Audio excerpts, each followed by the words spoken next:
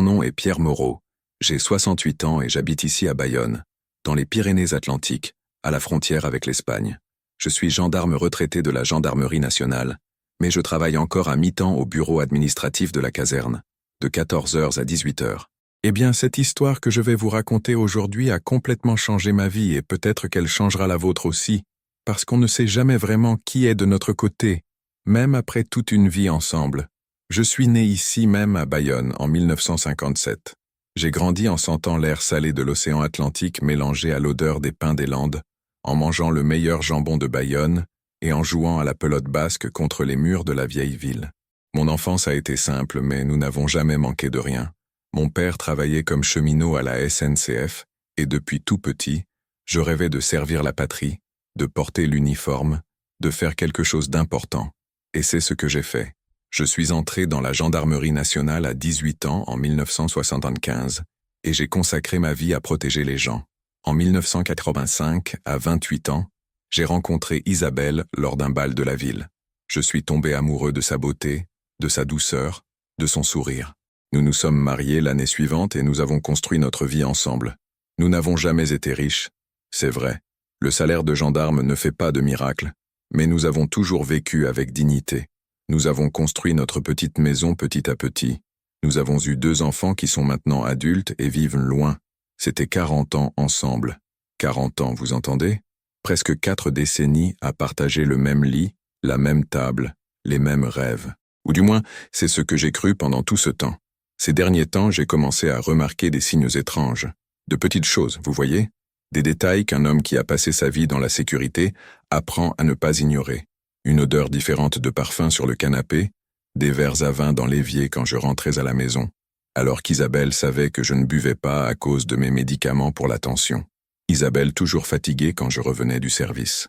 Une voisine qui m'a demandé au sujet de la Mercedes noire qui se garait toujours devant chez nous. Et les draps, toujours lavés les mardis et jeudis. Si vous aimez mon histoire, laissez un petit pouce en l'air pour réjouir ce vieux cœur. Abonnez-vous à la chaîne pour ne pas manquer mes prochaines histoires de vie, et dites-moi dans les commentaires d'où vous regardez cette vidéo et quelle heure il est chez vous maintenant. Je suis très heureux de savoir de quel coin de France et à quel moment de la journée vous m'écoutez. Mon enfance à Bayonne a été comme celle de n'importe quel gamin du Pays Basque dans les années 60. Je suis né en 1957 et j'ai grandi en courant dans les ruelles de la vieille ville, en me baignant dans l'Adour l'été, en mangeant des gâteaux basques directement du four de la boulangerie de Madame Etcheverry et en jouant au football avec les voisins sur la place Sainte-Croix. Mon père, André Moreau, était cheminot à la SNCF. Il travaillait sur la ligne qui reliait Bayonne à Hendaye et à la frontière espagnole. Les week-ends, il m'emmenait voir les trains arriver, ces machines puissantes qui amenaient des gens de partout. Ma mère, Françoise, faisait les meilleurs gâteaux basques du quartier Saint-Esprit où je suis né et les vendait au marché du samedi matin. J'ai grandi en écoutant des histoires des guerres napoléoniennes, de Wellington qui avait assiégé Bayonne en 1814. Mon grand-père avait combattu pendant la Seconde Guerre mondiale et racontait les histoires de la résistance qui s'était déroulée ici même, dans nos montagnes basques. C'est lui qui m'a appris à pêcher quand j'avais seulement 7 ans, en 1964. Nous partions tôt le matin avec la brume encore suspendue au-dessus de l'Adour, et nous revenions seulement quand le soleil commençait à se coucher derrière les Pyrénées. À l'école, je n'étais pas des plus studieux, mais je faisais des efforts. Je me souviens qu'en 1967, à 10 ans, notre institutrice nous a emmenés voir la première télévision couleur de la ville, installée dans la vitrine du magasin Darty. Tout le monde était bouche bée devant cette boîte magique qui montrait des images en couleur. C'était un événement marquant pour une ville de province à cette époque. La vie était simple, mais elle avait ses charmes. L'odeur du pain frais que ma mère faisait cuire les matins d'hiver, le chocolat chaud partagé avec les voisins, les parties de cartes qui duraient tout l'après-midi quand il pleuvait. Nous mangions de la piperade, de l'axoa, du jambon de Bayonne et du poulet basquaise les dimanches. Pendant les fêtes de Bayonne en juillet, la ville entière s'habillait en blanc et rouge, et les hommes couraient devant les vaches dans les rues. C'est dans cet environnement que j'ai grandi, entre le respect de la tradition et la discipline que mon père m'a enseignée. En 1972, à 15 ans, je savais déjà que je voulais servir. Quand la France a célébré le 14 juillet 1970, j'ai défilé fièrement avec le drapeau tricolore dans les rues de Bayonne. Cela m'a touché profondément, l'idée d'appartenir à quelque chose de plus grand, de défendre notre terre. En 1975, À 18 ans tout juste, je suis entré dans la gendarmerie nationale. Ma mère a pleuré le jour où je suis parti pour Fontainebleau pour la formation de base, mais mon père a bombé le torse de fierté. « Vas-y mon fils, montre-leur ce qu'un homme du Pays Basque est capable de faire », m'a-t-il dit en me serrant fort dans ses bras avant que je monte dans le train. La formation a été difficile. Mon Dieu, quelle épreuve. Se lever à 5 heures du matin, courir des kilomètres en portant un équipement lourd, apprendre à tirer, les techniques de défense personnelle, le droit. Les premiers mois, j'allais me coucher tellement fatigué que je ne rêvais même pas. Mais je me suis adapté. En 1976, je suis revenu à Bayonne comme gendarme diplômé et j'ai été affecté à la brigade de Bayonne. Je faisais des patrouilles le long de la frontière espagnole, luttant contre la contrebande, très courante dans la région. Mon père est décédé en 1979, j'avais 22 ans. Un infarctus l'a emporté pendant qu'il travaillait à la gare. Ce fut un coup dur. Ma mère s'est retrouvée seule, et moi, étant fils unique, j'ai partagé mon temps entre la caserne et prendre soin d'elle. C'était des années difficiles, mais le travail à la gendarmerie me donnait un but. J'ai été promu brigadier en 1981, à 23 ans, et j'ai commencé à me distinguer dans les opérations frontalières. Les années 80 ont apporté des changements à la France et à moi. Avec l'alternance politique après l'élection de Mitterrand, notre travail dans la sécurité s'est également transformé. En 1983, à 26 ans, j'ai été promu brigadier-chef après avoir déjoué une opération de trafic de drogue à la frontière avec l'Espagne. J'ai reçu une médaille d'honneur et mon nom est paru dans le journal Sud-Ouest. Ma mère a découpé l'article et l'a gardé dans un album qu'elle conservait avec mes accomplissements. C'est en 1985, moi à 28 ans, que ma vie a changé pour toujours. Je venais de recevoir une autre promotion dans la gendarmerie après une opération réussie à la frontière. C'était un samedi d'août. L'été touchait à sa fin, mais la chaleur était encore étouffante ici à Bayonne. On m'a invité à un bal d'anniversaire au casino de la plage, l'un des plus traditionnels de la ville. Je n'étais pas très fêtard. Je préférais passer mon temps libre à pêcher dans l'Adour ou à jouer au rugby avec les collègues de la caserne. Mais ce jour-là, j'ai décidé d'y aller. La salle était pleine, avec l'orchestre jouant ses chansons qui faisaient tournoyer les couples sur la piste. C'est là que je l'ai vue. Isabelle portait une robe bleue, avait des cheveux châtains aux épaules et un sourire qui illuminait toute la pièce. Elle avait 24 ans à l'époque. Elle était professeure fraîchement diplômée à l'école primaire du centre-ville. J'ai pris mon courage à 2 mains et je l'ai invitée à danser. Je n'ai jamais été doué pour ça.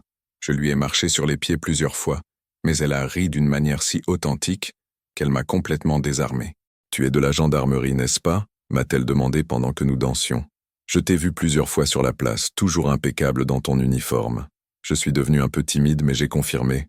Nous avons parlé toute la nuit, découvert que nous avions des amis en commun. Quand je l'ai raccompagnée chez elle, rue des Cordeliers, j'ai demandé son numéro de téléphone. Elle l'a écrit sur une serviette en papier et me l'a remise avec un sourire que je n'ai pas pu oublier pendant des jours. La semaine suivante, j'ai pris mon courage et j'ai appelé. Nous avons fixé un rendez-vous au Café du Théâtre, point de rencontre traditionnel de la ville depuis les années 70. J'ai commandé un café noir et elle a voulu un chocolat chaud avec du gâteau basque, typique de la région. Nous avons parlé pendant des heures de nos vies, de nos rêves. Isabelle était née à Pau, mais était venue à Bayonne encore enfant quand son père, employé du Crédit Agricole, avait été muté. Elle m'a parlé de ses projets de faire une spécialisation en pédagogie, de combien elle aimait enseigner aux enfants. Nous nous sommes rencontrés plusieurs fois dans les mois suivants. Je l'ai emmenée voir le phare de Biarritz, d'où on a une vue privilégiée sur l'océan. Nous avons fait des pique-niques au bord de l'Adour. Nous sommes allés à des concerts pendant les fêtes de Bayonne. En décembre 1985, j'ai officiellement demandé Isabelle en couple, avec un dîner au restaurant Le Bayonnais et un bouquet de fleurs que j'ai cueilli personnellement dans les champs.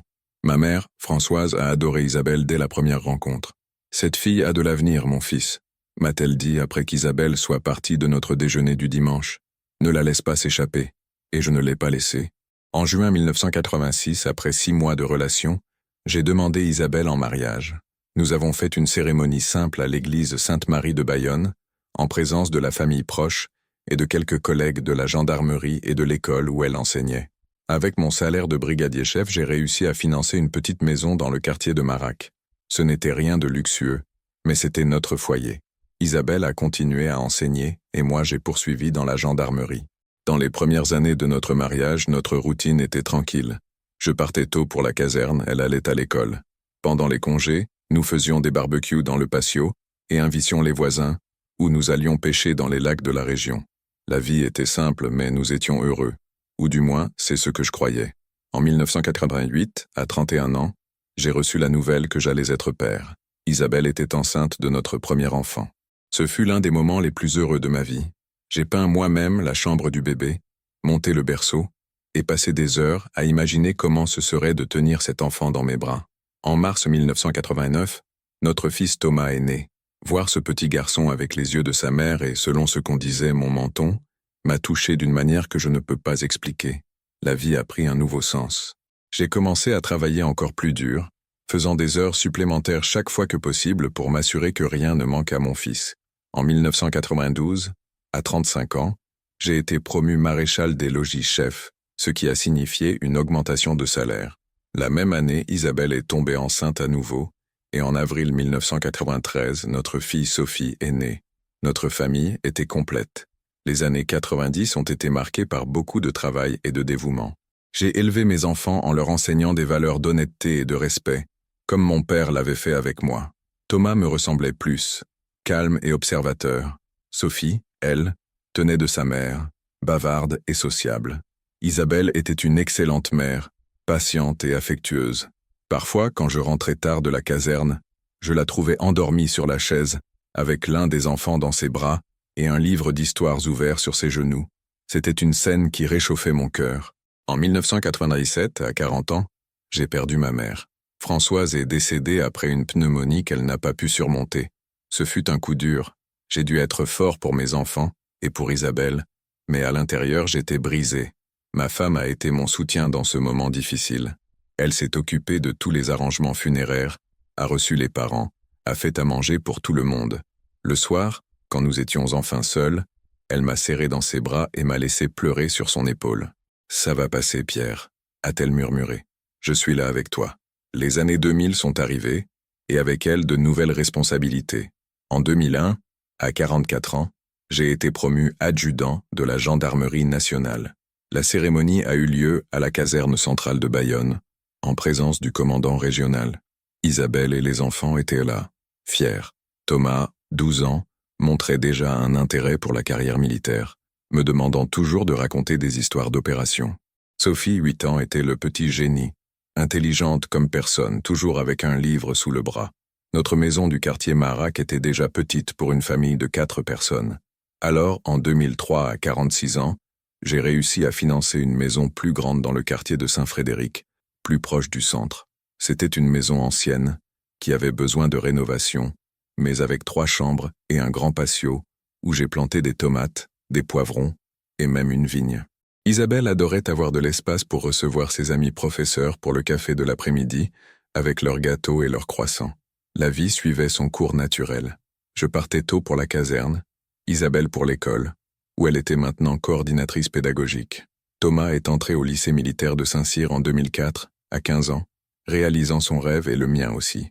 C'était difficile de voir le gamin partir, mais nous savions que c'était le mieux pour son avenir. Sophie est restée à Bayonne, étudiant au lycée René Cassin, se distinguant en mathématiques et en littérature. En 2006, à 49 ans, j'ai complété 31 ans de service dans la gendarmerie nationale. J'ai reçu une médaille pour le temps de dévouement et les services rendus. À ce stade, j'étais déjà responsable de la coordination du maintien de l'ordre dans toute la région du Pays Basque. C'était un travail de grande responsabilité. Gérer le personnel, les horaires de service, les incidents, les rapports. Je rentrais souvent à la maison épuisé, mais satisfait de faire ce que j'aimais. Isabelle a toujours été mon refuge. Après une journée difficile, elle préparait une piperade avec du jambon, mon plat préféré, et s'asseyait avec moi sur la terrasse pour boire un café pendant que je parlais des problèmes de la journée. Elle connaissait chaque ride de mon visage, chaque soupir fatigué, et savait exactement quoi dire pour me calmer. Du moins, c'est ainsi que je voyais notre relation. En 2007, Thomas a obtenu son diplôme du lycée militaire et a réussi le concours de l'école spéciale militaire de Saint-Cyr. Voir mon fils suivre la carrière militaire m'a rempli de fierté. Le jour de sa remise de diplôme, je n'ai pas pu retenir mes larmes. Isabelle a serré ma main et a souri, mais j'ai remarqué quelque chose de différent dans son regard, quelque chose qu'à l'époque je n'ai pas pu déchiffrer. Sophie a obtenu son baccalauréat en 2010, à 17 ans, comme la meilleure élève de sa promotion. Contrairement à son frère, elle voulait être médecin. Elle a passé le concours pour l'université de Bordeaux et a été acceptée en première place pour médecine. Je me souviens du jour où nous l'avons accompagnée à la gare. Isabelle a pleuré tout le chemin du retour à la maison. C'est normal, chérie, ai-je dit en essayant de la consoler. Les enfants grandissent et suivent leur vie. Elle a juste acquiescé, regardant par la fenêtre de la voiture. Notre maison est devenue silencieuse sans les enfants. À 53 ans, en 2010, j'ai commencé à penser à la retraite. J'avais accumulé assez de temps de service et je pourrais prendre ma retraite comme adjudant-chef si je continuais quelques années de plus. Isabelle parlait aussi de prendre sa retraite de l'école. Elle disait qu'elle était fatiguée de la routine, des réunions interminables, des parents difficiles. En 2012, à 55 ans, j'ai été promu adjudant-chef, le dernier grade avant de devenir officier. C'était la reconnaissance d'une carrière dévouée à la sécurité publique. Nous avons fait une fête à la maison pour célébrer, avec un barbecue, de la salade de pommes de terre et cette bière bien fraîche que nous ne buvions qu'en occasion spéciale. Thomas est venu de Saint-Cyr avec sa petite amie. Sophie a réussi à obtenir un congé de la faculté. Ce fut l'un des derniers moments où nous avons été tous ensemble en famille. Je me souviens qu'à cette fête, un ami du club de tir, Olivier Beaumont, est venu me féliciter. C'était un homme d'affaires prospère de la ville, propriétaire d'une chaîne de magasins de matériaux de construction. Il est arrivé dans une Mercedes noire rutilante, apportant un whisky importé en cadeau. Isabelle l'a reçu avec beaucoup de sympathie, peut-être même trop. À l'époque, je n'y ai pas prêté attention. J'ai pensé que c'était juste de la politesse de sa part. En 2015, à 58 ans, après 40 ans de service, j'ai pris ma retraite de la gendarmerie nationale comme adjudant-chef. La cérémonie d'adieu a été émouvante, avec un discours du commandant et une salve de coups de feu. Isabelle était à mes côtés, élégante dans une robe rouge. Nos enfants n'ont pas pu venir. Thomas était en mission à l'étranger et Sophie en plein stage important à l'hôpital universitaire. Les premiers mois de retraite ont été étranges. Après des décennies à me réveiller à 5 heures du matin, à mettre l'uniforme et à aller à la caserne, je me suis soudain retrouvé sans routine. J'ai commencé à m'occuper davantage du potager au fond du patio, à pêcher plus souvent, à retrouver les vieux amis au café du théâtre pour bavarder. Isabelle a continué à travailler à l'école. Elle prendrait sa retraite seulement l'année suivante. En 2016, à 59 ans, j'ai reçu une invitation pour travailler à mi-temps au bureau administratif de la caserne. C'était un travail tranquille, de 14 heures à 18 heures, à organiser des documents, à aider à la formation des nouvelles recrues, à partager des expériences. J'ai accepté immédiatement. Je me sentais à nouveau utile, même si je ne portais plus l'uniforme. Isabelle a pris sa retraite fin 2016 à 55 ans. J'ai pensé que nous aurions enfin plus de temps ensemble, que nous ferions ce voyage sur la Côte d'Azur que nous avions toujours reporté, que nous rendrions visite à nos enfants plus souvent. Mais la vie a ses propres plans, différents des nôtres. C'est en 2017 que j'ai remarqué qu'Isabelle était différente, plus distante, toujours sur son téléphone, sortant fréquemment pour retrouver ses amis. Elle a commencé à s'habiller davantage, à acheter de nouveaux vêtements, à changer sa coupe de cheveux. C'est juste une phase, ai-je pensé. Après tant de temps dédié à l'école, elle mérite de prendre soin d'elle. Mais il y avait quelque chose dans ses yeux, un éclat différent quand elle recevait certains messages qui auraient dû m'alerter. Et c'est là que tout a commencé à changer. C'est à partir de la mi-2018, moi à 61 ans, que j'ai commencé à noter les premiers signes vraiment étranges. Isabelle était plus absente même en étant à la maison. Elle passait des heures sur son téléphone, toujours en souriant à l'écran. Et quand je m'approchais, elle verrouillait rapidement l'appareil. C'est juste le groupe des anciennes collègues de l'école, disait-elle. Mais quelque chose dans le ton de sa voix ne me convainquait pas. À cette époque, ma routine était simple.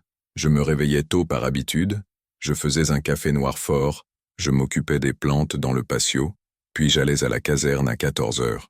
Je rentrais à 18 heures, je dînais avec Isabelle, nous regardions le journal télévisé et nous allions dormir. Les week-ends, parfois nous allions au casino de la plage, d'autres fois nous recevions des visites des vieux amis. Un jour, en septembre 2018, je suis rentré plus tôt de la caserne. J'avais mal au dos, ce qui ne me laissait pas me concentrer sur le travail. En entrant, j'ai senti une forte odeur de parfum masculin sur le canapé du salon. Ce n'était pas le mien, c'est certain. C'était un parfum cher, de ces parfums importés. Isabelle est apparue de la cuisine, visiblement surprise de me voir. « Pierre, qu'est-ce qui s'est passé? Pourquoi si tôt à la maison ?» a-t-elle demandé en arrangeant nerveusement ses cheveux. Mal au dos, ai-je répondu en regardant autour. Nous avons eu de la visite? Ah oui, Martine est passée ici pour m'apporter des recettes, a-t-elle répondu trop rapidement. Martine était une ancienne collègue de l'école. J'ai accepté l'explication, mais l'odeur a continué à me déranger. Ce n'était pas un parfum de femme. Quelques jours plus tard, en rentrant du travail, j'ai remarqué 2 verres à vin dans l'évier de la cuisine. Isabelle savait que je ne buvais pas à cause des médicaments pour la tension artérielle que je prenais depuis mes 58 ans. Qui était ici? Ai-je demandé en pointant les verres. Claire est venue me rendre visite, a-t-elle dit, faisant référence à une autre ex-collègue. Nous avons pris un vin en parlant du bon vieux temps. J'ai commencé à devenir méfiant, mais je me réprimandais mentalement. Tu deviens paranoïaque, Pierre, me disais-je. Isabelle est ta compagne depuis plus de 30 ans, la mère de tes enfants. Mais les coïncidences continuaient à s'accumuler. En décembre 2018, près de Noël, Isabelle a commencé à recevoir beaucoup d'appels. Elle sortait dans la chambre ou dans le patio pour répondre. Elle parlait doucement, parfois elle riait d'une manière que je n'avais pas entendue depuis longtemps. Quand je demandais qui c'était, elle éludait toujours. C'était Sophie, ou c'était juste les gens du club de lecture. Notre fille Sophie, maintenant 25 ans, viendrait passer Noël avec nous. Thomas, 29 ans, était en mission à l'étranger et ne pourrait pas venir. J'ai pensé que la présence de notre fille atténuerait cette étrangeté qui s'était installée entre Isabelle et moi. Mais elle continuait distante, comme si elle était physiquement présente mais que son esprit vagabondait ailleurs. Le 23 décembre, Isabelle a dit qu'elle devait acheter les derniers cadeaux pour Noël. Elle est sortie trop bien habillée pour quelqu'un qui allait juste au centre commercial. Elle est revenue des heures plus tard, sans aucun sac de course. Quand je l'ai questionnée, elle a dit qu'elle n'avait rien trouvé qui en valait la peine. Cette nuit-là, allongée à côté d'elle, je suis resté à regarder le plafond, incapable de dormir, avec 1000 pensées tournant dans ma tête. Janvier 2019 est arrivé, et avec lui un autre comportement étrange. Isabelle a commencé à laver les draps de notre lit tous les mardis et jeudis, religieusement. Elle avait toujours été organisée, mais c'était excessif. Cette chaleur de l'été me fait beaucoup transpirer la nuit, justifiait-elle. Mais même les jours plus frais, la routine de changer les draps se maintenait. En février 2019, je suis allé acheter du pain à la boulangerie de Monsieur Dubois, comme je le faisais tous les matins. Madame Laporte, la voisine du coin, toujours commère, m'a arrêté sur le trottoir. « Adjudant-chef Moreau, quelle belle voiture s'arrête devant chez vous quand vous n'êtes pas là? Une Mercedes noire, n'est-ce pas? Ça doit être des gens importants », a-t-elle commenté avec un sourire malicieux. J'ai senti un froid dans le ventre. Mercedes noire. L'image d'Olivier Beaumont m'est immédiatement venue à l'esprit. Il était le seul que je connaissais à Bayonne qui avait une voiture comme ça. Mais pourquoi viendrait-il chez moi en mon absence? Ça doit être une erreur, Madame Laporte, je ne connais personne avec une voiture comme ça, ai-je répondu en essayant de garder mon calme. Ah, mais je ne me trompe pas. Tous les mardis et jeudis, vers 15 heures, elle s'arrête là. Elle ne part que vers 17h30, a-t-elle insisté. Je suis rentré à la maison, étourdi. Mardi et jeudi, exactement les jours où Isabelle lavait les draps. Exactement à l'horaire où j'étais à la caserne. Mais je refusais encore de croire à ce qui semblait évident. J'avais besoin de preuves concrètes avant de la confronter. Dans les semaines suivantes, j'ai commencé à observer Isabelle avec plus d'attention. J'ai remarqué qu'elle s'habillait spécialement les mardis et jeudis. Elle mettait cette robe que je lui avais offerte pour notre anniversaire de mariage. Elle mettait un parfum plus fort, se maquillait avec soin. Je vais au club retrouver les filles pour le thé, était la justification. En mars 2019, Isabelle a commencé à se plaindre que je rentrais fatigué du travail, que nous ne faisions plus de promenades ensemble comme avant. Tu ne penses qu'à la caserne et à la pêche avec tes amis, disait-elle. Mais quand je proposais le cinéma ou un dîner dehors, elle avait toujours une excuse. Aujourd'hui, j'ai mal à la tête. Ou, j'ai promis à Véronique que j'irais chez elle. Je me souviens d'une nuit spécifique en avril 2019. Je suis rentré de la caserne et Isabelle était allongée, disant être extrêmement fatiguée. J'ai passé la journée à nettoyer la maison, a-t-elle justifié. Mais la maison ne semblait pas spécialement propre et son parfum était plus fort que la normale. Quand je suis allé l'embrasser, elle a tourné le visage, n'offrant que la joue. Ça m'a fait mal. Les soupçons s'accumulaient, mais je ne voulais toujours pas y croire. Comment un homme qui avait passé toute sa vie à enquêter sur des crimes refusait d'enquêter dans sa propre maison? L'amour et le respect que j'avais pour Isabelle m'empêchèrent de faire quelque chose que je considérais indigne, comme la suivre ou fouiller dans son téléphone. Mais la vie a une façon de nous forcer à affronter la vérité, même quand nous fermons les yeux sur elle. En mai 2019, à 62 ans, j'ai eu un problème au genou pendant une partie de pêche. Le médecin a recommandé le repos pendant 2 semaines. J'ai informé la caserne que je prendrais cette période de congé médical. Je n'ai pas dit immédiatement à Isabelle, pensant faire une surprise, peut-être préparer un déjeuner spécial pour elle, essayer de raviver la flamme de notre relation. Le premier mardi de mon congé, le 7 mai 2019, Isabelle s'est habillée comme d'habitude et a dit qu'elle allait au club. Dès qu'elle est sortie, je suis resté à la fenêtre et j'ai vu quelque chose qui m'a laissé paralysé. Une Mercedes noire s'est garée au coin de la rue. Elle est montée rapidement et la voiture est partie. Mon monde s'est effondré.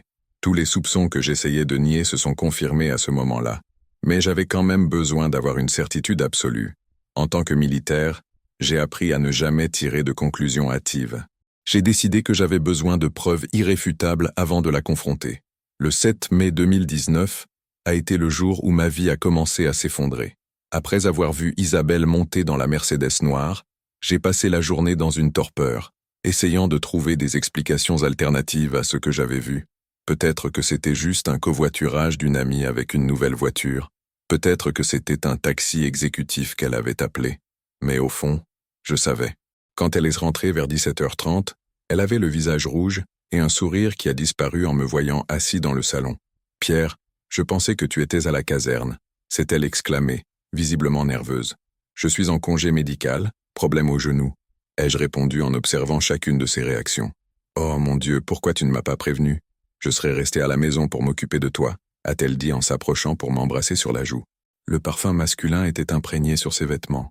Je ne voulais pas déranger, et apparemment tu étais occupé, ai-je commenté sans pouvoir complètement cacher l'amertume dans ma voix.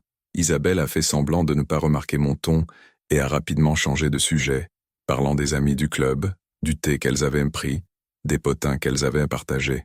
Pendant qu'elle parlait, j'observais ses gestes, son agitation, la façon dont elle évitait de me regarder dans les yeux. Cette nuit-là, Isabelle est allée directement prendre une douche quand j'ai annoncé que j'allais dormir.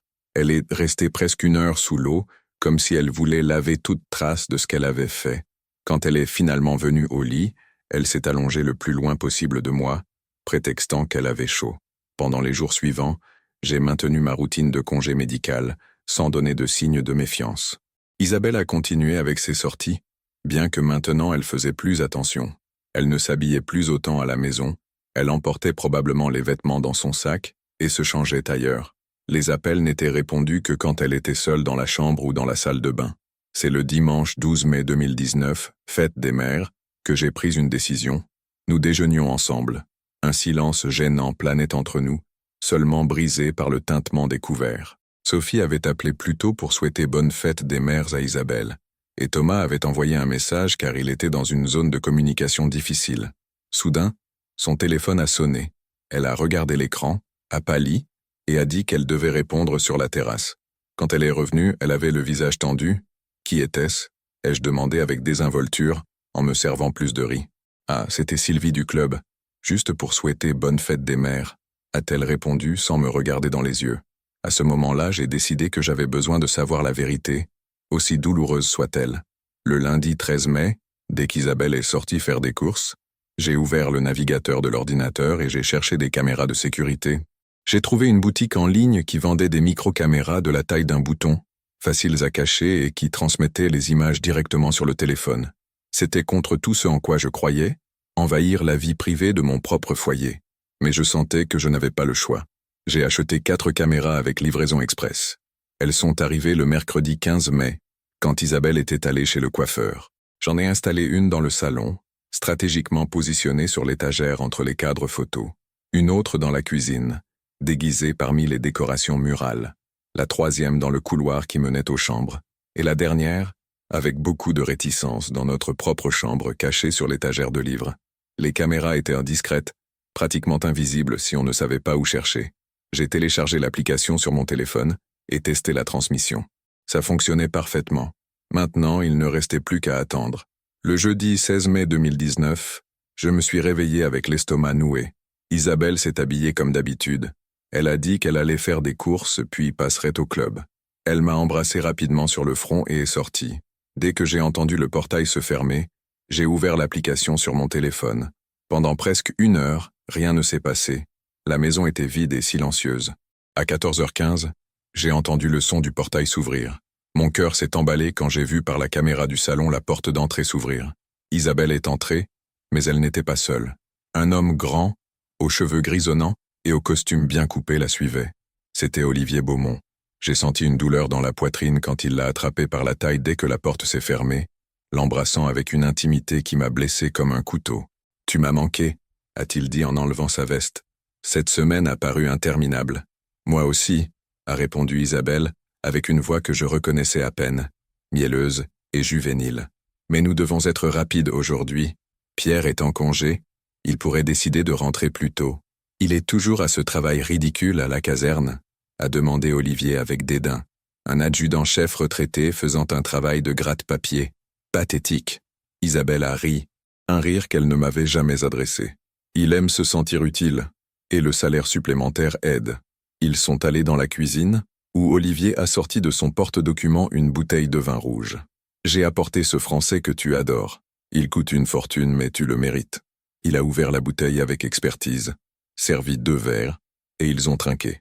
À nous, a-t-il dit, et au futur que nous aurons ensemble.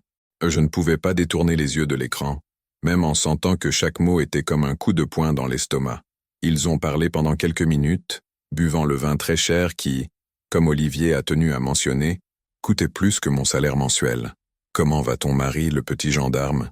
a-t-il demandé avec un sourire moqueur. « Ne m'en parle pas », a répondu Isabelle en levant les yeux au ciel.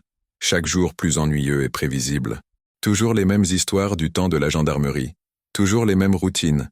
Petit déjeuner à 7h, déjeuner à midi, dîner à 19h. C'est comme vivre avec une horloge ancienne. « Pourquoi tu restes encore avec lui ?» a demandé Olivier en caressant son bras. Isabelle a haussé les épaules. « Commodité, je suppose. Et la mutuelle militaire est excellente. Avec mes problèmes de tension, je ne peux pas être sans. » Ces mots m'ont frappé comme une balle à bout portant. 40 ans de mariage réduisent à la commodité et à la mutuelle de santé. 4 décennies à partager la vie, élever des enfants, construire un foyer, et à la fin, je n'étais qu'une convenance. Ils se sont dirigés vers le couloir en direction de la chambre. Ma main tremblait en suivant les images sur le téléphone. Olivier l'a serré par derrière, embrassant son cou. 40 ans à supporter un petit gendarme, a-t-il murmuré. Tu mérites mieux, mon amour. Et qu'est-ce qui serait mieux ? A demandé Isabelle en se retournant vers lui. Moi, évidemment, a répondu Olivier avec arrogance. Quand il mourra, je t'épouse. Là tu auras tout ce que tu mérites. Ma maison à Biarritz, des voyages internationaux, des bijoux, des vêtements de marque, tout ce que ce militaire raté n'a jamais pu te donner. Isabelle a souri, un sourire qui mêlait mélancolie et ambition. Parfois je pense que j'ai gaspillé ma vie, Olivier. J'aurais pu avoir tellement, connaître tellement d'endroits. Tu as mal choisi, ma chérie. Mais il est encore temps d'arranger ça, a-t-il dit en l'attirant vers la chambre. Ce qui a suivi a été l'humiliation finale. Dans le même lit, où nous avons dormi pendant des décennies, où nous avons conçu nos enfants, où nous avons partagé des rêves et des cauchemars, Isabelle et Olivier ont fait l'amour. Je n'ai pas pu regarder plus de quelques secondes avant d'éteindre l'application, me sentant physiquement et émotionnellement nauséeux. J'ai passé les heures suivantes à errer dans la ville, conduisant sans but, m'arrêtant parfois pour vomir au bord de la route. La douleur était indescriptible, un mélange de colère, de déception, de honte et d'un profond, profond désarroi. Quand j'ai finalement réussi à me calmer, je me suis garé près du phare de Biarritz et je suis resté à observer l'océan. Le soleil commençait à se coucher, peignant le ciel d'orange et de rouge. J'ai pensé à tout ce que j'avais construit dans cette vie, tous les bons et mauvais souvenirs. J'ai pensé à mes enfants, qui étaient trop loin pour être témoins de l'effondrement du mariage de leurs parents. À 17h20, j'ai à nouveau regardé le téléphone. Par l'application, j'ai vu Olivier se dire au revoir à Isabelle à la porte. Ils étaient impeccables à nouveau, comme si rien ne s'était passé. Il l'a embrassée une dernière fois et est sorti. Isabelle a immédiatement commencé à ranger la maison, changeant les draps, lavant les verres, ouvrant les fenêtres pour dissiper l'odeur de parfum et de sexe. À 17h40, elle a pris le téléphone et m'a appelé. J'ai laissé sonner sans répondre. Elle a insisté 2 fois de plus, probablement inquiète de mon absence prolongée. À la 3e tentative, j'ai répondu « Allô chérie », a-t-elle dit avec une voix douce et inquiète. « Où es-tu ? C'est presque l'heure du dîner. Je règle des choses », ai-je répondu sèchement. Ne m'attends pas, je vais être en retard. Tout va bien? Tu as l'air étrange? A-t-elle demandé avec une préoccupation que je savais maintenant être fausse. Tout va bien, j'ai juste besoin d'un peu de temps seul, ai-je répondu, et j'ai raccroché avant qu'elle ne puisse dire quoi que ce soit d'autre.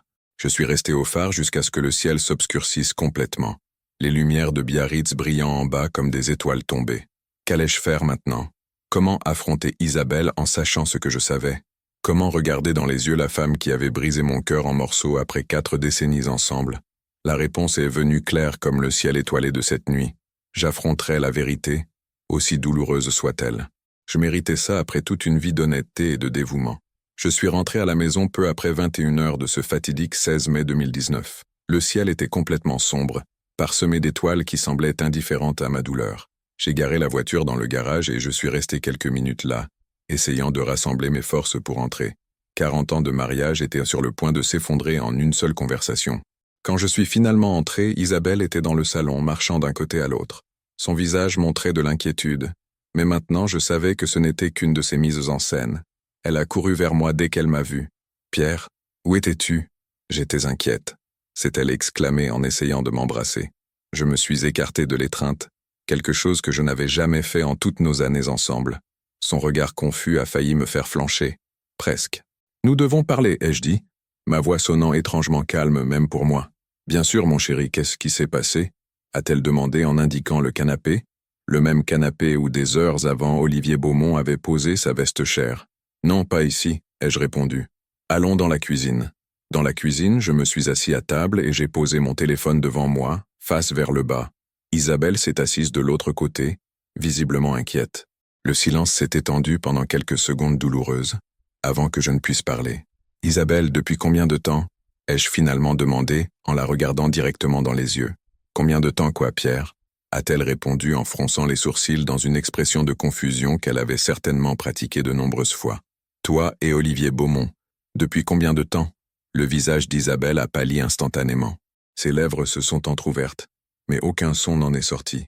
Pendant un moment, on aurait dit qu'elle allait nier, mais quelque chose dans mon regard a dû montrer que ce serait inutile. « Comment tu as su » a-t-elle finalement balbutié, sa voix presque un murmure. « Est-ce que ça importe » Réponds à ma question. Depuis combien de temps tu me trompes avec lui? Isabelle a baissé les yeux, ses doigts jouant nerveusement avec son alliance. La même alliance que j'avais mise à son doigt en 1986, quand j'ai promis de l'aimer et de la respecter toute ma vie. Une promesse qu'elle n'avait clairement pas prise au sérieux. 2 ans, a-t-elle avoué d'une voix basse. Ça a commencé en 2017, après que je me sois retraité. 2 ans. 730 jours de mensonges, de trahison, de tromperie. Pendant que je travaillais, m'occupais de la maison, pensais à notre avenir ensemble, elle était dans les bras d'un autre homme. Pourquoi? Ai-je demandé, le mot sortant comme s'il était arraché de ma gorge. Isabelle a finalement levé les yeux, et j'ai vu en eux quelque chose que je n'avais jamais remarqué auparavant. Un mélange de ressentiment et de regret, non pas pour ce qu'elle avait fait, mais pour avoir été découverte. « Tu veux vraiment savoir, Pierre » a-t-elle demandé, sa voix prenant un ton amer. « Tu veux vraiment que je te le dise? Je veux la vérité. Après 40 ans, c'est le minimum que je mérite. » Elle a respiré profondément, comme si elle se préparait à finalement enlever un masque qu'elle portait depuis longtemps. « Parce que je me sentais invisible, Pierre. Parce que depuis des années, tu ne parles que de la gendarmerie, de tes exploits, de tes histoires que j'ai entendues 1000 fois. Parce que tu ne demandes jamais ce que je veux, ce que je ressens, ce dont je rêve. Je suis resté stupéfait par ces mots. » Comment ça, je ne demandais jamais ce qu'elle voulait. Tout notre mariage avait été construit autour des besoins de la famille, y compris les siens. J'ai toujours travaillé dur pour te donner tout ce que je pouvais, à toi et à nos enfants, ai-je argumenté en sentant l'indignation grandir en moi. Tout ce que tu pouvais, a-t-elle souligné, un rire sec échappant de ses lèvres. Et ce que tu pouvais était si peu, Pierre. Une maison simple à Bayonne, des vacances à La Rochelle, une voiture populaire que tu changes tous les 10 ans. Et ce n'était pas suffisant? Nous avons eu une vie digne, Isabelle. Nous n'avons jamais manqué de rien. Digne? A-t-elle répété avec dédain. Je voulais plus que digne, Pierre. Je voulais vivre, connaître des endroits, essayer de nouvelles choses, me sentir désiré, admiré. Et Olivier te donne tout ça, ai-je conclu, le goût amer de la bile montant dans ma gorge. Oui, a-t-elle admis sans détour. Olivier me fait sentir vivante. Il m'emmène à Paris dans des restaurants chics, il me donne des bijoux, des vêtements de marque. Il me traite comme une reine, pas comme une femme au foyer. Chaque mot était comme un coup de poignard. 40 ans réduits à des possessions matérielles, au statut. L'amour que je pensais que nous partagions n'était qu'une illusion. Et nos enfants font aussi partie de ton insatisfaction? Ai-je demandé, sachant que c'était un coup bas, mais incapable de me retenir. Pendant un instant, j'ai vu un éclair de culpabilité dans ses yeux. Nos enfants sont la seule bonne chose que nous avons faite ensemble, Pierre. Je les aime plus que tout, mais pas assez pour respecter leur père. Isabelle n'a pas répondu. Le silence a pesé entre nous comme une présence physique, presque suffocante. Alors j'ai pris mon téléphone, et je l'ai fait glisser vers elle. « Qu'est-ce que c'est » a-t-elle demandé, confuse. « Regarde par toi-même » ai-je répondu en ouvrant l'application des caméras et en montrant les enregistrements de ce jour-là. Ses yeux se sont écarquillés de choc quand elle s'est vue avec Olivier dans notre maison. Son visage est passé du pâle au rouge intense. « Tu m'as espionné » a-t-elle demandé, indignée. « Tu as mis des caméras dans notre maison ?»« Notre maison » ai-je souligné. « La maison que j'ai construite avec mon salaire de petit gendarme, comme ton amant aime m'appeler ?» Isabelle est restée silencieuse, les yeux fixés sur les images qui continuaient à défiler sur l'écran du téléphone. « Heureusement que le con est à la caserne » ai-je cité ses propres mots que j'avais entendus dans l'enregistrement. Je ne le supporte que pour la mutuelle militaire. Chaque mot était comme du poison sortant de ma bouche. Elle n'a pas nié. Elle ne pouvait pas nier avec les preuves là devant ses yeux. « Qu'est-ce que tu veux que je dise, Pierre » a-t-elle finalement demandé, la voix vaincue. « La vérité, Isabelle. Pour une fois dans ta vie, dis-moi la vérité. Est-ce que tu m'as aimé un jour ?» La question est restée en suspens dans l'air pendant un moment qui a semblé une éternité. Isabelle a regardé ses mains, puis les murs de la cuisine où tant de fois nous avions partagé des repas, des conversations, des rires. « Je t'ai aimé, oui », a-t-elle finalement répondu doucement. Au début, quand nous étions jeunes, pleins de rêves, j'admirais ton dévouement, ton sens du devoir, ton honnêteté. Mais avec le temps, je ne sais pas, Pierre. La vie est devenue monotone, prévisible. Pendant que mes amis voyageaient, achetaient des maisons à la mer, changèrent de voiture tous les ans, nous continuions dans la même routine. Alors c'était pour l'argent, ai-je conclu en sentant un nœud dans la gorge. 40 ans de mariage jetés à la poubelle pour de l'argent. Ce n'est pas seulement l'argent, a-t-elle essayé d'argumenter. C'est l'attention, la tendresse, le désir. Épargne-moi les détails, ai-je coupé, incapable d'en entendre plus. Tout ce que je sais, c'est que pendant que je consacrais ma vie à protéger les gens, à servir mon pays avec honneur, ma propre femme me trompait avec un homme qui n'a pas la moitié de mon caractère, juste parce qu'il a de l'argent. Isabelle s'est levée brusquement, les larmes commençant enfin à couler de ses yeux. Ce n'est pas juste de simplifier comme ça, Pierre. Notre mariage était mort depuis des années. Notre mariage était vivant pour moi, ai-je crié en frappant la table avec une telle force qu'elle a tremblé. C'était la première fois en 40 ans que j'élevais la voix contre elle. Je t'aimais encore, Isabelle.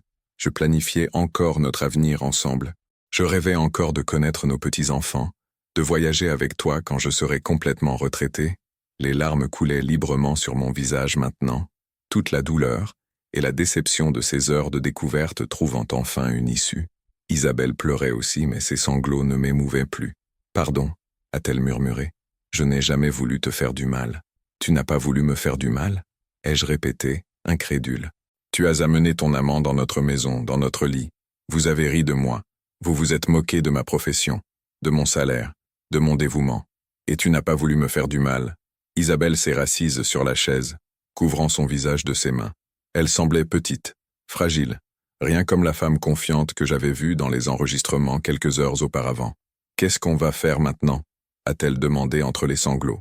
J'ai regardé Isabelle, la femme avec qui j'avais partagé presque toute ma vie adulte, la mère de mes enfants, la personne que je pensais qui serait ma compagne jusqu'à la fin, et j'ai senti un vide immense, comme si tout ce que nous avions construit ensemble n'avait jamais vraiment existé. « Il n'y a plus de nous, Isabelle » ai-je répondu avec un calme qui m'a surpris. « Tu as choisi ton chemin quand tu as décidé de trahir non seulement ton mari, mais aussi tes vœux, ta famille, tes principes.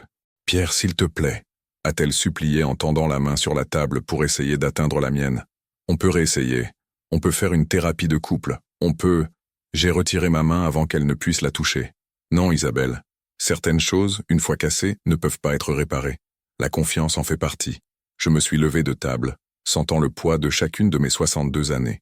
Mon genou me faisait mal, Mon cœur faisait encore plus mal, mais une décision était prise.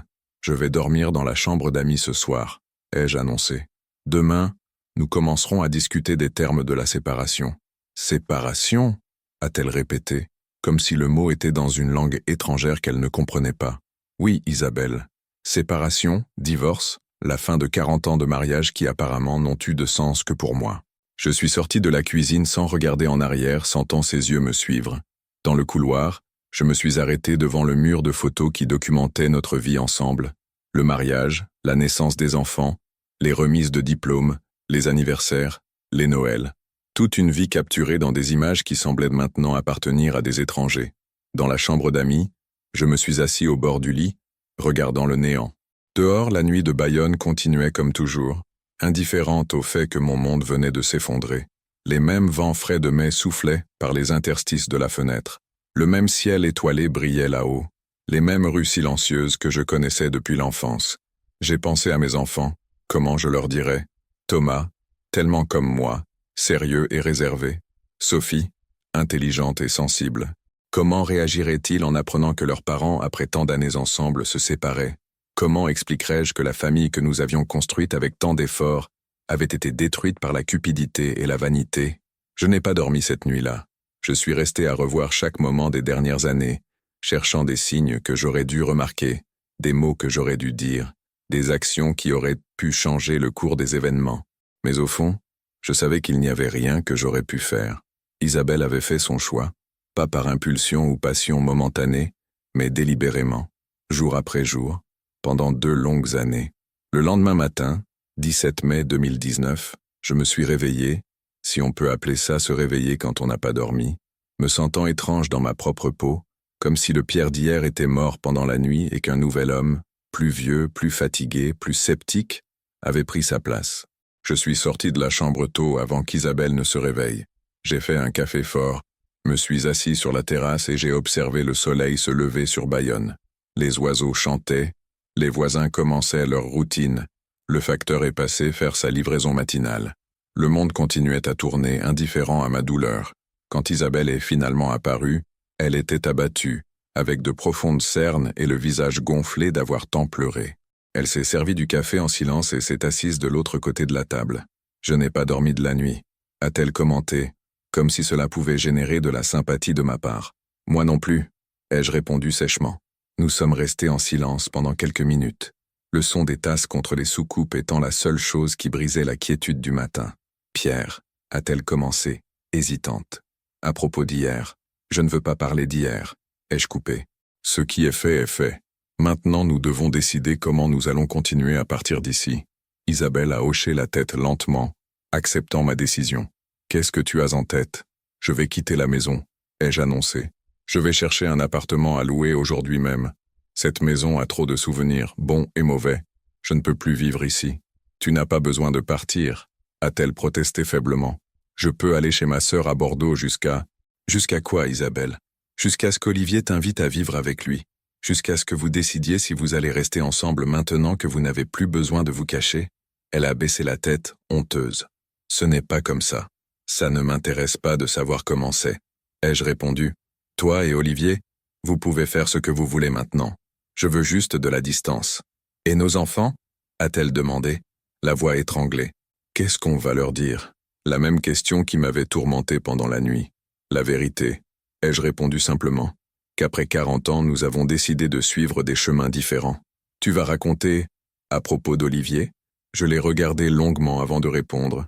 Ce n'est pas à moi de raconter ça, Isabelle. C'est ton choix. Mais ce sont des adultes.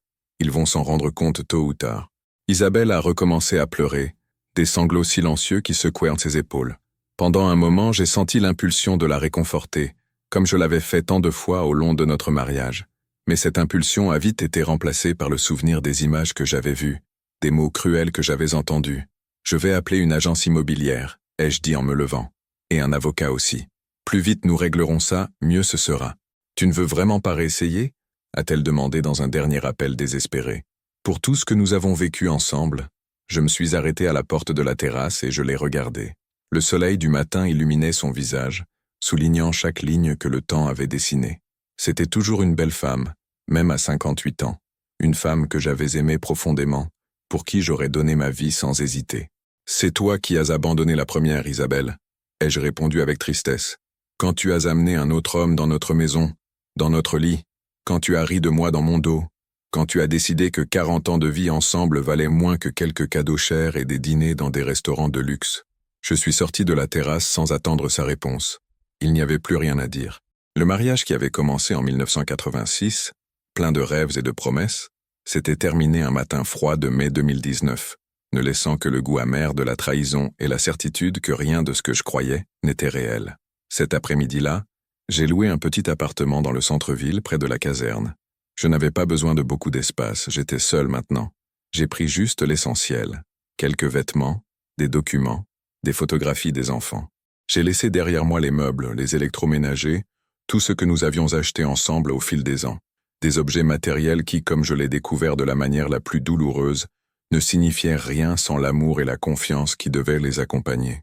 Quand je suis sorti de la maison avec les quelques valises que j'avais préparées, Isabelle était à la porte, les yeux rouges et gonflés d'avoir tant pleuré. « Pardonne-moi, Pierre », a-t-elle demandé une fois de plus. Je n'ai jamais voulu que ça se termine comme ça. Je l'ai regardé pour la dernière fois en tant que mari. « Tu as choisi d'être pauvre, Isabelle », lui avais-je entendu dire à Olivier selon les enregistrements. L'ironie était palpable. « Maintenant, c'est toi qui as choisi d'être pauvre, Isabelle », ai-je répondu en utilisant délibérément le « vous » au lieu du « tu » affectueux que j'utilisais toujours avec elle. Pauvre de caractère, pauvre de principe, pauvre de loyauté. Je peux ne pas avoir d'argent, mais j'ai quelque chose que ni toi ni Olivier n'auraient jamais. La dignité. Avec ces mots, je suis monté dans la voiture et je suis parti, laissant derrière moi non seulement la maison où j'avais vécu pendant tant d'années, mais aussi la vie que je pensais avoir, les rêves que j'avais chéris, la confiance que j'avais placée en quelqu'un qui ne la méritait pas. L'adjudant-chef Pierre Moreau, qui pendant 40 ans avait défendu la patrie et la famille, avec honneur et dévouement, a découvert de la manière la plus cruelle que le véritable ennemi dormait à ses côtés tout ce temps. Les semaines qui ont suivi ont été un tourbillon d'émotions et de démarches administratives. J'ai contacté un avocat, Maître Dupont, un homme sérieux et compétent, qui m'a aidé à naviguer dans les eaux troubles du divorce. Les papiers ont commencé à circuler, les biens ont commencé à être divisés, notre vie commune démontée pièce par pièce comme un puzzle qu'on défait. Mon petit appartement au centre de Bayonne était spartiate, mais c'était à moi. 2 pièces, une cuisine, une salle de bain. Les murs blancs et vides me rappelaient constamment ce que j'avais perdu, mais aussi ce que j'avais gagné, ma dignité. Je continuais à travailler à la caserne. Mes collègues ont remarqué le changement en moi, mais ils ont eu la délicatesse de ne pas poser trop de questions. Le commandant Rousseau, un vieil ami, m'a pris à part un jour. « Pierre, si tu as besoin de parler, je suis là », a-t-il dit en posant une main sur mon épaule. J'ai hoché la tête, reconnaissant, mais les mots ne venaient pas. Comment expliquer la douleur de voir sa vie s'effondrer après 40 ans? Comment mettre des mots sur la trahison, l'humiliation, la perte? Les nuits étaient les plus difficiles. Seul dans mon lit étroit, je regardais le plafond et repassais les enregistrements dans ma tête. Les mots d'Isabelle et d'Olivier résonnaient comme un écho douloureux. Pathétique, petit gendarme. Je ne le supporte que pour la mutuelle. Parfois, je me réveillais en sursaut, trempé de sueur avec le sentiment que tout cela n'était qu'un cauchemar. Mais en ouvrant les yeux sur les murs nus de mon appartement, la réalité me frappait de plein fouet. C'était bien réel. Tout était terminé. Compter aux enfants a été la partie la plus difficile. En juin 2019, un mois après la séparation, Thomas a réussi à obtenir une permission et est venu à Bayonne. Il avait 30 ans à l'époque. Il était déjà capitaine dans l'armée, avec la même posture disciplinée qu'il avait héritée de moi. Je lui ai raconté la séparation, sans entrer dans les détails de la trahison, mais Thomas a toujours été perspicace. « C'est elle qui a trahi, n'est-ce pas, papa ?» a-t-il demandé directement pendant que nous prenions un café sur la terrasse de mon nouvel appartement. Je n'ai pas pu mentir à mon fils. J'ai confirmé d'un hochement de tête, incapable de mettre en mots l'humiliation que j'avais ressentie. Thomas est resté silencieux pendant longtemps, les yeux fixés sur l'horizon. « Je m'en doutais », a-t-il finalement dit. Les dernières fois que je suis venu à la maison, j'ai remarqué qu'elle était différente. Toujours sur son téléphone, toujours avec des excuses pour sortir. Je n'ai pas commenté. Je ne voulais pas influencer sa relation avec sa mère. Malgré tout, Isabelle restait la mère de mes enfants. « Qu'est-ce que tu vas faire maintenant, papa ?» a-t-il demandé, l'inquiétude évidente dans sa voix. « Continuez. ai-je répondu simplement. Qu'est-ce que je pourrais faire d'autre? Sophie a reçu la nouvelle par téléphone. Elle était en plein milieu de son internat de médecine à Bordeaux et ne pouvait pas s'absenter. Elle a beaucoup pleuré. Elle a dit qu'elle viendrait dès que possible. Quand elle a finalement réussi à obtenir un congé en juillet 2019, elle est venue directement à mon appartement. « Pourquoi, papa ?» a-t-elle demandé entre les larmes, en me serrant dans ses bras. « Vous aviez l'air si heureux ensemble. Parfois les apparences sont trompeuses, ma fille. » ai-je répondu en sentant mes propres yeux se remplir de larmes. Parfois on construit toute une vie sur des illusions. Sophie a passé quelques jours avec moi puis est allée voir sa mère. Quand elle est revenue, elle était sérieuse, pensive. Elle m'a tout raconté, a-t-elle dit en s'asseyant à côté de moi sur le petit canapé de l'appartement. À propos d'Olivier, des 2 ans de trahison. J'ai été surpris qu'Isabelle ait été si honnête. Peut-être était-ce un signe de remords, ou peut-être voulait-elle juste gagner la sympathie de notre fille avant que je ne raconte ma version. Elle vit avec lui maintenant, a continué Sophie, dans sa maison, dans le quartier de Biarritz. La nouvelle n'aurait pas dû me surprendre, mais j'ai quand même senti une pointe dans la poitrine. Si vite. Nous nous étions à peine séparés, qu'Isabelle était déjà partie dans les bras de son amant. Maintenant, officiellement son compagnon. J'espère qu'elle sera heureuse, ai-je dit. Et à ma surprise, j'ai réalisé que c'était vrai. Il n'y avait plus de colère, juste une tristesse résignée pour la fin de quelque chose que je croyais spécial. Les mois ont passé. L'été s'est transformé en automne puis en hiver. Mon petit appartement est devenu mon refuge, un espace où je pouvais être moi-même sans avoir à maintenir des apparences. J'ai recommencé à pêcher plus souvent, parfois seul, parfois avec de vieux collègues de la gendarmerie. L'Adour coulait tranquillement, indifférent aux drames humains qui se jouaient sur ses rives. Les dimanches, j'allais au café du théâtre retrouver les amis. Nous jouions aux cartes, parlions de football, de politique, de tout sauf de nos problèmes personnels. C'était une sorte de thérapie silencieuse, un réconfort dans la compagnie masculine qui ne demandait pas d'explication. Le divorce a été finalisé en octobre 2019, après 5 mois de négociations tendues et de paperasse interminable. Isabelle a gardé la maison et la moitié de nos économies. Je n'ai pas lutté pour plus.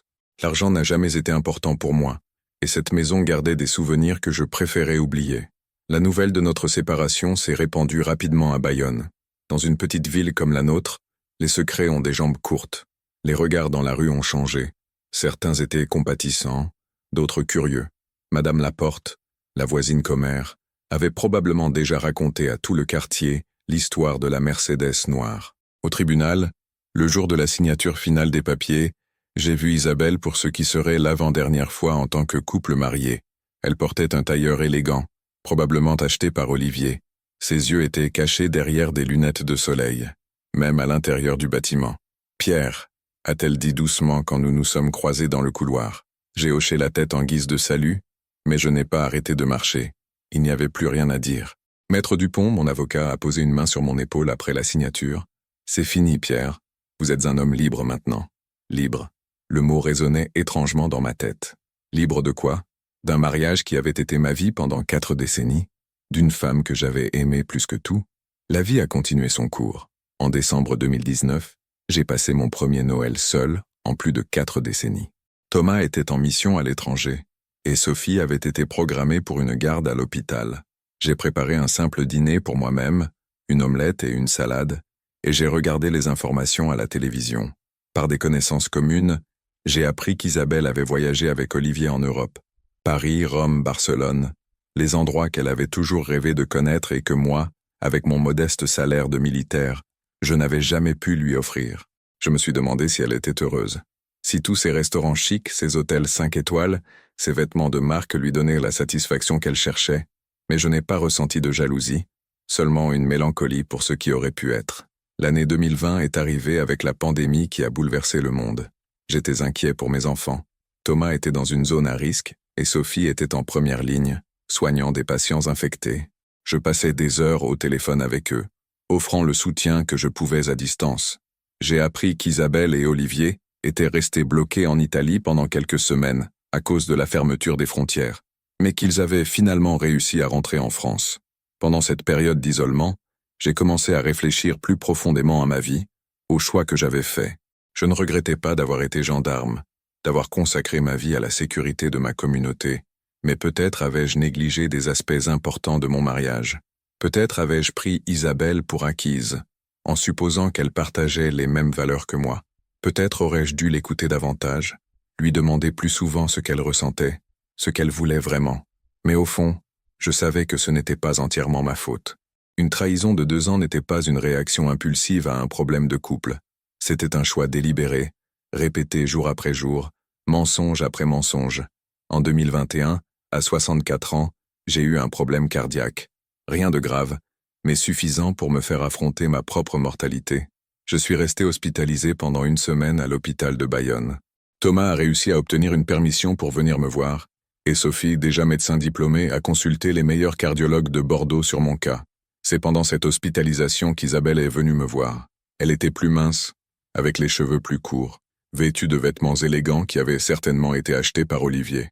Elle semblait nerveuse en entrant dans la chambre d'hôpital. « Pierre ?» a-t-elle dit en hésitant, s'arrêtant à côté de mon lit. « Comment vas-tu ?»« J'ai connu mieux », ai-je répondu avec un demi-sourire. « Mais les médecins disent que je vais me rétablir complètement. » Elle a hoché la tête, ses yeux parcourant les appareils auxquels j'étais connecté, les murs blancs de la chambre. N'importe quoi sauf mon visage. « J'ai appris par Thomas », a-t-elle expliqué. « J'ai pensé que je devais venir te voir. Merci d'être venu, ai-je dit sincèrement. Il n'y avait plus de ressentiment, juste la constatation que nous étions maintenant dans des chapitres différents de nos vies. Isabelle s'est assise sur la chaise à côté du lit, arrangeant nerveusement son sac de marque sur ses genoux. « Et comment tu vas ? À part ça, je veux dire. »« Bien, » ai-je répondu. « Je continue à la caserne à mi-temps. Je pêche les week-ends. Je rends visite aux enfants quand je peux. C'est une vie simple, mais elle me satisfait. » Elle a souri tristement. « Ça a toujours été comme ça, n'est-ce pas ? Tu t'es toujours contenté de peu. » « Ce n'est pas une question de se contenter de peu, Isabelle, » ai-je répondu, sentant le besoin de clarifier quelque chose qu'elle n'avait peut-être jamais compris. C'est valoriser ce qui compte vraiment. L'honneur, la dignité, le caractère. Isabelle a baissé les yeux, et j'ai vu que mes mots avaient touché un point sensible. J'ai commis une erreur, Pierre. Une terrible erreur. Laissons le passé dans le passé, ai-je suggéré, ne voulant pas revivre cette douleur. Ce qui est fait est fait. Elle m'a regardé avec les yeux embués de larmes. « Tu as toujours été un homme trop bon pour moi. » Je n'ai pas répondu. Il n'y avait rien à dire. Isabelle est restée quelques minutes de plus à poser des questions sur mon traitement, à commenter sur les enfants. Quand elle s'est dit au revoir, elle a hésité un moment, comme si elle voulait dire quelque chose de plus, mais a fini par juste serrer légèrement ma main avant de partir. J'ai appris quelques mois plus tard qu'elle et Olivier s'étaient séparés. Apparemment, le grand entrepreneur avait trouvé une femme plus jeune, un mannequin de Paris. Isabelle était retournée dans la maison qui avait été la nôtre, maintenant seule. Elle a essayé de se reconnecter avec ses anciennes amies, de reprendre sa vie à Bayonne, mais la petite ville a la mémoire longue. Beaucoup de portes se sont fermées pour elle. Les mêmes femmes qui l'enviaient pour ses voyages et ses vêtements de marque l'évitaient maintenant au marché. Le karma, comme on dit, n'oublie jamais. En 2022, Thomas s'est marié avec Camille, une lieutenante qu'il avait rencontrée pendant l'entraînement. La cérémonie a eu lieu au Cercle militaire de Paris, élégante et formelle. Isabelle et moi avons assisté, bien sûr, mais nous sommes restés de côtés opposés du salon. Nos enfants essayaient avec difficulté de naviguer entre 2 parents qui se parlaient à peine. Je me souviens d'avoir vu Isabelle de loin, parlant avec des parents de Camille, son sourire forcé, ses gestes nerveux. Elle portait une robe simple, pas ces tenues luxueuses qu'Olivier lui achetait. Les bijoux étaient discrets. Elle avait l'air ordinaire, comme elle avait toujours été avant de chercher quelque chose de plus. En 2023, Sophie nous a donné notre première petite fille, Emma. J'ai tenu cette petite créature dans mes bras et j'ai ressenti une émotion que je n'avais pas éprouvée depuis longtemps. La vie continuait à travers de nouvelles générations, de nouveaux commencements. Isabelle était là aussi, à la maternité. Nous avons échangé un regard par-dessus le berceau d'Emma, et pendant un bref instant j'ai vu la femme que j'avais épousée en 1986. Jeune, pleine d'espoir, rêvant d'une vie simple mais heureuse. Où était partie cette femme ? Quand avait-elle été remplacée par quelqu'un qui ne valorisait que l'argent et le statut ? C'est cette même année, 2023, que j'ai reçu un appel téléphonique inattendu d'Isabelle. Sa voix semblait différente, plus fragile. « Pierre, je viens de recevoir le diagnostic », a-t-elle dit sans préambule. « Cancer du sein, stade initial, mais je vais avoir besoin d'une chirurgie et d'un traitement. » Je suis resté silencieux un moment, absorbant la nouvelle. Malgré tout ce qui s'était passé entre nous, Je me souciais encore d'elle. C'était la mère de mes enfants, la femme avec qui j'avais partagé tant d'années de ma vie. Tu as besoin de quelque chose? Ai-je finalement demandé. Je peux t'accompagner aux consultations si tu veux. Il y a eu une pause de l'autre côté de la ligne, comme si elle ne s'attendait pas à cette offre. Merci, a-t-elle répondu, la voix étranglée. Ça signifierait beaucoup pour moi. Dans les semaines qui ont suivi, j'ai accompagné Isabelle à des consultations à Bordeaux. J'ai attendu pendant sa chirurgie, aidé avec les démarches de la mutuelle. Ironiquement, la même mutuelle militaire qu'elle avait mentionnée comme l'une des raisons de rester mariée avec moi. Ce n'était pas par vengeance ou pour lui jeter ça à la figure, mais parce que c'était la bonne chose à faire. Parce que, malgré tout, 40 ans d'histoire ne s'effacent pas complètement. Thomas et Sophie ont été surpris par ma décision d'aider Isabelle, mais ils m'ont soutenu. « Tu es un meilleur homme que je ne le serais, papa », a commenté Thomas quand il est venu à Bayonne pendant la récupération de sa mère. Isabelle s'est bien rétablie de la chirurgie et du traitement. Notre relation, évidemment, n'est jamais redevenue ce qu'elle était, mais nous avons trouvé une forme de coexistence civilisée, principalement à cause des enfants et de la petite fille. Un jour, pendant une de ses consultations à Bordeaux, alors que nous attendions dans la salle d'attente, Isabelle s'est tournée vers moi. « Pourquoi tu fais ça, Pierre? Après tout ce que je t'ai fait ?» J'ai réfléchi un moment avant de répondre. « Parce que c'est qui je suis, Isabelle. J'ai passé ma vie à servir, à aider, à protéger. Je ne peux pas changer ça, même quand ceux que j'aide ne le méritent pas nécessairement. » Ses yeux se sont remplis de larmes. « Je suis désolé. Pour tout. Si je pouvais revenir en arrière. Mais tu ne peux pas, » ai-je interrompu doucement. « Aucun de nous ne peut. Nous devons vivre avec les choix que nous avons faits. En 2024, à 67 ans, j'ai été honoré par la Gendarmerie nationale pour 50 ans de service rendu à la sécurité publique, en comptant depuis mon entrée en 1975 jusqu'au travail administratif que je réalise encore. C'était une cérémonie simple, mais significative. Thomas est venu en uniforme, fier. Sophie a amené la petite Emma qui courait dans la caserne, enchantée par les uniformes et les véhicules.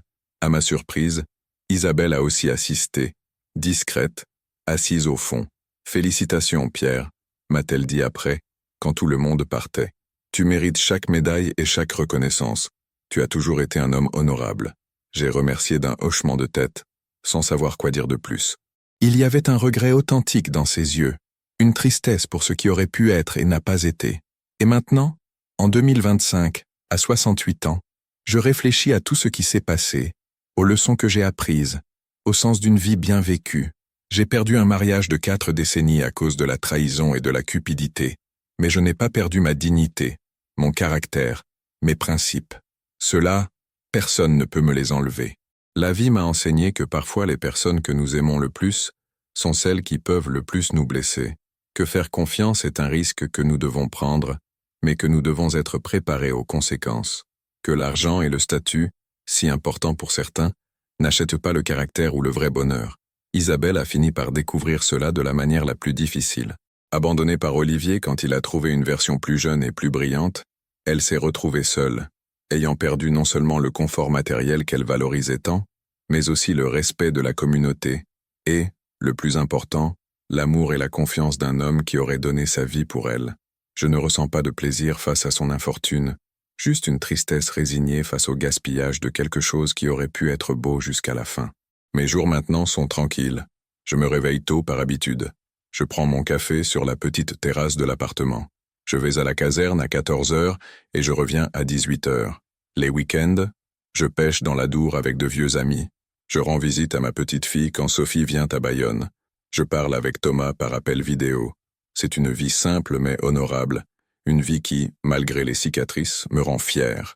Il y a quelques semaines, j'étais assis sur un banc près du phare de Biarritz, regardant l'océan Atlantique s'étendre à l'infini. Les vagues se brisaient contre les rochers, avec une constance réconfortante. Le soleil se couchait, peignant le ciel de tons d'orange, de rose et de violet. Un jeune couple est passé devant moi, main dans la main, riant de quelque chose que seuls eux comprenaient. Ils m'ont rappelé Isabelle et moi en 1985, jeunes et pleins d'espoir, croyant que notre amour pourrait tout surmonter. J'ai pensé à leur crier, à les avertir que l'amour ne suffit pas, que les valeurs doivent être partagées, que la confiance, une fois brisée, ne peut jamais être complètement réparée. Mais je suis resté silencieux. Ils devront apprendre leurs propres leçons, comme nous tous. La vie m'a appris que l'honneur et la dignité ne sont pas juste des mots vides. Ce sont des choix que nous faisons chaque jour. Choisir la vérité plutôt que le mensonge. Choisir la loyauté plutôt que la trahison. Choisir le caractère plutôt que la commodité. J'ai fait ces choix toute ma vie. Et quand j'ai été confronté à la trahison la plus douloureuse, j'ai continué à les faire. J'ai choisi de partir avec dignité plutôt que de rester dans l'humiliation. J'ai choisi de pardonner, non pas parce qu'Isabelle le méritait, mais parce que je refusais de laisser la rancœur empoisonner le reste de ma vie. Aujourd'hui, quand je me regarde dans le miroir, je vois un homme de 68 ans avec des cheveux gris et des rides qui racontent des histoires de rires et de larmes. Je vois les yeux fatigués d'un homme qui a vu le meilleur et le pire de l'humanité, mais je vois aussi quelque chose d'autre. Je vois un homme qui peut encore se regarder dans le miroir sans honte. Je vois un homme dont les enfants sont fiers. Je vois un homme qui, malgré tout, n'a pas perdu sa capacité d'aimer, de faire confiance, d'espérer. Ma petite fille Emma, maintenant 2 ans, m'appelle Papy Pierre. Quand elle court vers moi avec ses petits bras ouverts, je sens que toute la douleur en valait la peine. Parce qu'elle grandit en connaissant un grand-père qui lui enseigne que les valeurs comptent plus que les choses matérielles, que le caractère est plus important que l'argent. Thomas me dit souvent « Papa, tu es mon héros ». Et Sophie, lors d'une de ses dernières visites, m'a serré dans ses bras et a murmuré « Merci de m'avoir montré ce qu'est un véritable homme honorable ». Ce sont ces moments qui comptent. Pas les maisons luxueuses, pas les voitures chères, pas les voyages en Europe, mais l'amour et le respect de ceux qui comptent vraiment. Isabelle m'a appelé la semaine dernière. Elle voulait me remercier à nouveau pour l'aide pendant son traitement. Sa voix était différente, plus humble, plus réfléchie. « Pierre, j'ai beaucoup réfléchi ces derniers mois », a-t-elle dit. « J'ai réalisé que j'ai gaspillé les meilleures années de ma vie à courir après des choses qui ne m'ont finalement apporté aucun bonheur. Nous apprenons tous à notre rythme, ai-je répondu. Tu as été un meilleur mari que je ne méritais, et un meilleur ami que j'aurais pu espérer après tout ce que j'ai fait. Je t'ai aimé, Isabelle, vraiment aimé, et une partie de cet amour ne disparaît jamais complètement, même après la trahison. Il y a eu un silence chargé d'émotions de l'autre côté de la ligne. Est-ce que tu penses que... Est-ce que tu pourrais un jour me pardonner? J'ai réfléchi longuement avant de répondre. Je t'ai déjà pardonné, Isabelle. Le pardon n'est pas pour toi, mais pour moi, pour que je puisse continuer à vivre sans porter le poids de la rancœur. Mais le pardon ne signifie pas oublier, ni revenir en arrière. Cela signifie juste que je choisis de ne pas laisser ta trahison définir le reste de ma vie. Quand j'ai raccroché, j'ai ressenti une paix que je n'avais pas éprouvée depuis des années. Pas la paix de retrouver ce qui était perdu, mais la paix d'accepter ce qui est, et de trouver la gratitude dans ce qui reste. Mes amis de la caserne me demandent parfois si je pense à me remarier, à trouver quelqu'un pour partager mes années dorées. Je souris et je secoue la tête. J'ai déjà eu mon grand amour, je dis. Cela n'a pas fini comme je l'imaginais, mais j'ai eu 40 ans avec quelqu'un que j'ai aimé profondément. Beaucoup de gens ne vivent jamais ça. La vérité est que je suis content avec ma vie telle qu'elle est. Mes enfants, ma petite fille, mon travail à la caserne, mes parties de pêche, mes cafés avec les vieux amis, c'est plus que suffisant. Parfois, quand je marche dans les rues de Bayonne, je passe devant la maison qui était la nôtre. Isabelle y vit toujours, seule maintenant. Le jardin n'est plus aussi bien entretenu qu'avant. La peinture commence à s'écailler. C'est une métaphore, je suppose, de ce qui arrive quand nous abandonnons ce qui est réel pour poursuivre ce qui brille. Mais je ne ressens pas de satisfaction en voyant ça, juste une tristesse pour ce qui aurait pu être. L'autre jour, je regardais Emma jouer dans le parc. Elle courait après les pigeons, riant de cette façon pure que seuls les enfants possèdent. Sophie était assise à côté de moi sur le banc. « Elle te ressemble, papa », a-t-elle dit en souriant. « Pauvre petite », ai-je plaisanté, et nous avons ri ensemble. « Non, sérieusement, elle a ta détermination, ta bonté. J'espère qu'elle grandira avec tes valeurs. Et toi, ma fille, tu as déjà ces valeurs. Toi et Thomas, vous êtes ma plus grande fierté. » Sophie a posé sa tête sur mon épaule. « Tu nous as appris que le caractère compte plus que tout, que la dignité ne s'achète pas et ne se vend pas. Ces leçons vont rester avec nous pour toujours. C'est à ce moment-là que j'ai su que malgré tout, malgré la douleur et la trahison, malgré les 40 ans qui se sont terminés,